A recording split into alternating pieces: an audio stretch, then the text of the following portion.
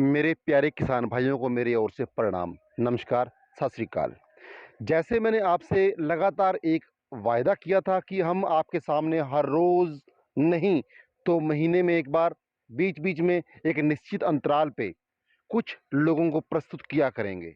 उन लोगों को जिन्होंने एक मिसाल कायम की है, हमारे उन लोगों के लिए जिनको तलाश है रोज़गार की। एक और धरती पुत्र सीरीज़ के अंतर्गत मैं आज आपको मिलवाने जा रहा हूँ एक और किसान से, जो मत्स्य पालक हैं, जो एक कृषक हैं, जो हॉर्टिकल्चर भी करते हैं, जिनके यहाँ डकरी भी है और जिनके यहाँ तमाम अन्य व्यवसाय जैसे कि ऑर्नामेंटल प्लांट्स, जैसे कि फ्रूट्स या उसके अलावा मुर्गी पालन जैसे व्यवसाय उन्होंने एक स्थान पे किए हैं और उसको एक अच्छे मुनाफे की शक्ल में एक व्यवसाय का रूप दिया है।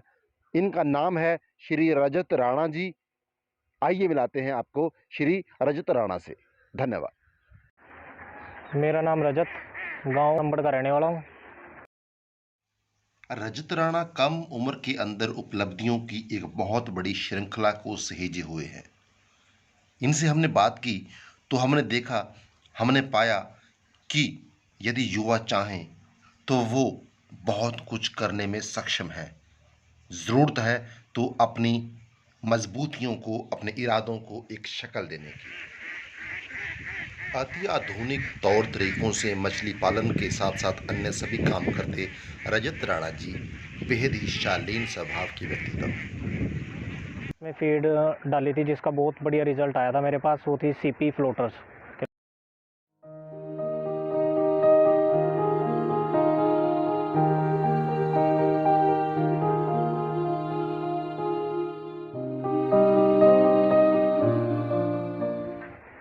वैसे तो इसमें कोई बीमारी आती नहीं, जब जाल लगता है तो उसमें पता चल जाता है हमें कि वो बीमारी है, तो उसका ट्रीटमेंट भी हो सकता है। मतलब कि उसका ट्रीटमेंट है, उसकी अलग से प्रिकॉशन लेनी पड़ती है हमें, और हम उसको जो मतलब उसके वो होगा बैक्टीरिया वगैरह, तो हम उसको दवाई से कवर कर सकते हैं। मछली बीज की खरीद के बारे में रजत राणा जी ने अपने अनुभव हमारे साथ शेयर किए और वो थे कुछ इस तरह से। एक मैंने थोड़ा पिछले साल मेरे से मिस्टेक हो गई थी, तो मैंने ऑनलाइन सस्ते के चक्कर में बरेली से ले लिया था। तो उसमें मेरे पास उन्होंने सारा सिल्वर दिया, बाकी तो कोई सा लगा ही नहीं। 15 लाख मैंने बच्चा लिया था, उसमें से तकरीबन 1 लाख हुआ होगा जोर लगाकर, वो भी सारा सिल्वर था। जिसमें कि मैंने सिल्वर मंगाया था 2 लाख, बाकी 4 लाख रहू था, गोल्डन था 5 लाख, और अपना कतला था, उसमें कुछ भी नहीं हुआ मेरा। मैं सजेस्ट करना चाहूँगा कि आप लोकल गवर्नमेंट से ही बीज लें, उनका बेस्ट प्राइस भी बेस्ट है और क्वालिटी भी बेस्ट होएगी।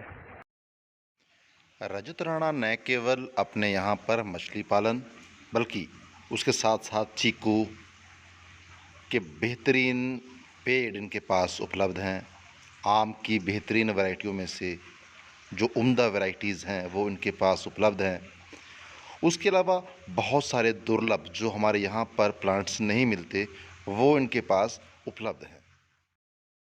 ये देखिए बादाम के जो प्लांट्स जिसके बारे में हम सोच भी नहीं सकते कि यहाँ हो सकते हैं, वो इन्होंने बाखूबी यहाँ पर फलदार पेड़ लगाए हुए हैं।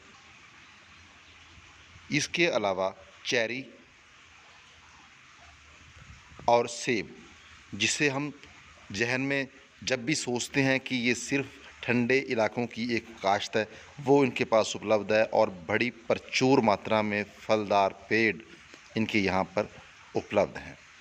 यानी कि ये सब ये दर्शाता है कि इनके हौसले कितने बुलंद हैं। ज़िंदगी किस प्रकार से बेहतर हो सकती है, किस प्रकार से हम अपने आप को लंबा जिंदा रख सकते हैं, उसका एक जीता जागता उदाहरण है रजत राणा।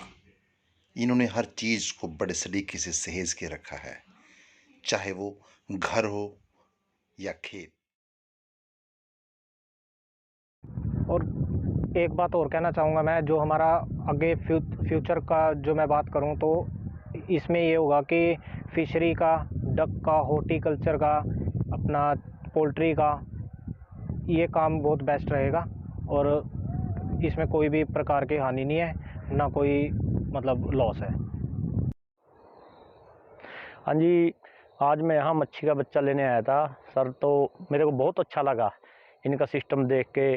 और जैसे इन्होंने डक फार्म किया है, वो फिशरी का किया है, और ये इसके जो आपने मेरे को भी दिखाया है और मैं घूमा आपके साथ, ये जो बागवानी वगैरह इनका बहुत अच्छा लगा सर, बहुत सीखने को मिला यहाँ आके।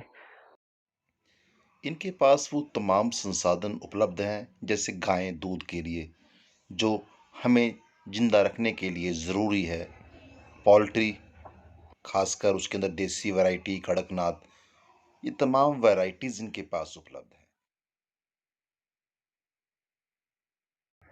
आज जब हम जूझ रहे हैं बहुत सारी बीमारियों से, क्योंकि बहुत सारे पेस्टिसाइड, बहुत सारे कीटनाशक हमारे शरीर में हमारी फसल की बदौलत एंट्री कर रहे हैं और हमें दे रहे हैं बहुत सारे रोग, बहुत सारी बीमारियां। तो इस दौर में भी एक उदाहरण, एक मिसाल कायम है। ये आप जो ज़मीन देख पा रहे हैं, इस ज़मीन के अंदर जो बरसीन है, ये बरसीन ऑर्गेनिक तरीके से उपजाई गई है। इसका इस्तेमाल न केवल एनिमल हस्बेंड्री में किया जा रहा है, डकरी में भी किया जा रहा है। इसका इस्तेमाल न केवल डकरी में किया जा रहा है, मछली पालन में भी किया जा रहा है। और इसी बरसीन से जो हमारे उत्पाद तैयार होंगे, वो बिल्कुल कीटनाशक रहित हैं। और जब वो कीटनाशक रहित रहेंगे, तो आप इस बात का सहज अंदाज़ा लगा पाएंगे कि हमें बहुत सारी बीमारियां नहीं होंगी। हमारे शरीर के अंदर जो कीटनाशक का एक्यूमुलेशन है, वो बहुत कम होगा। तो इनकी मिसाल को आपके सामने रख के ये भी आग्रह करना चाहूँगा कि जैविक अपनाइए, जैविक को बढ़ाइए और खुद को तंदुरुस्त भी रखिए। आइए ले चलते हैं आपको तालाब के किनारे पर बने इनके डकरी के इस फार्म पे। बहुत सलीके से, बहुत तरीके से इस फार्म को यहाँ पर एस्टाब्लिश किया गया है। और ये देखिए, पानी पर अटखेलियाँ करती ये डक्स आपकी मछलियों के लिए वरदान है, क्योंकि जहाँ ये होंगी वहाँ डीओ लेवल कम नहीं होगा। और दोस्तों, मैंने कई बार ये अल्फाज यूज़ किए हैं कि किसी एक पीढ़ी को स्टैंड करने के लिए उससे पहले वाली पीढ़ी को उसका प्रॉपर मार्गदर्शन, हल्लाशेरी बहुत ज़रूरी है। आज अगर वो हल्लाशेरी भाई रजत राणा को मिली है, तो वो मिली है श्री अजय जी से। सर एक बहुत ही बढ़िया इंसान होने के साथ साथ एक अच्छे किसान हैं, और इनके ये जितने एफर्ट्स थे जो इन्होंने बेटे को दिए, उसको जो हौसला अफजाई दी, उसकी बदौलत आज फिशरीज़ के साथ साथ एक डकरी, और डकरी के साथ साथ हॉर्टिकल्चर का एक तमाम आप जितना सेटअप देख पा रहे हैं, उनमें इनका योगदान बहुत अहम है।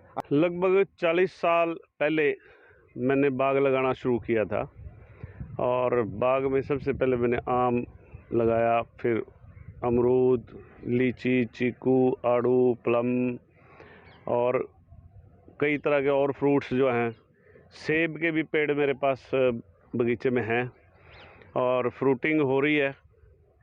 मैं सर से आग्रह करूंगा कि आज की जो हमारी पीढ़ी है, जिनको रोज़गार की बहुत तलाश है, डाइवर्सिफिकेशन पे ध्यान दिया जा रहा है, नए नए संसाधनों की तलाश की जा रही है, तो आप नई पीढ़ी को, जैसे आपने रजत राणा जी को एस्टाब्लिश किया है, तो बहुत सारे बच्चे और भी हैं जो चाहते हैं कि वो स्थापित हों नए काम के अंदर। उनको किस प्रकार से मार्गदर्शन देना चाहेंगे कि वो किस प्रकार से अपने आप को स्थापित करें?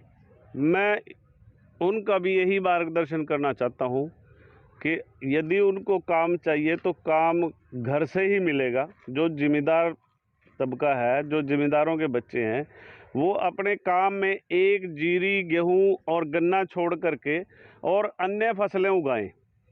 मैं उनसे यही कहना चाहूँगा कि आप जो है ना, एक काम को, एक पैटर्न को छोड़ करके अलग अलग हिस्सों में अगर आप कोशिश करेंगे तो आपका जो है भविष्य उज्जवल होगा।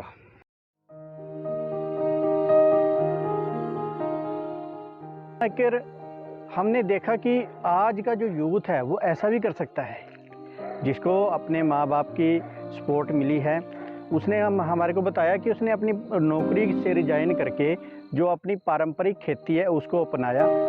लोग कहते हैं सेब का जो पौधा होता है वो शिमला में होता है, नहीं, उन्होंने ये प्रूव कर दिया। उन्होंने यहाँ पे सेब भी लगाया, उन्होंने यहाँ चीकू भी लगाया, उसने आड़ू भी लगाया।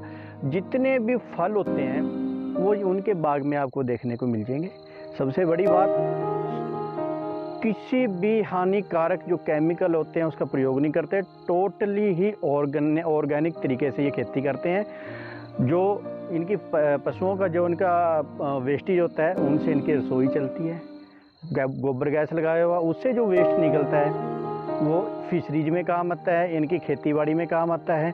तो कुल मिला के कहने का मतलब ये है भी अगर हम करना चाहें तो कुछ भी कर सकते हैं। तो दोस्तों ये था हमारा आज का प्रयास। जल्द मिलेंगे एक और धरती पुत्र के साथ, एक नए प्रयास के साथ। लेकिन आग्रह है हमारे इस प्रयास को शेयर कर दें, चैनल को सब्सक्राइब कर दें। धन्यवाद।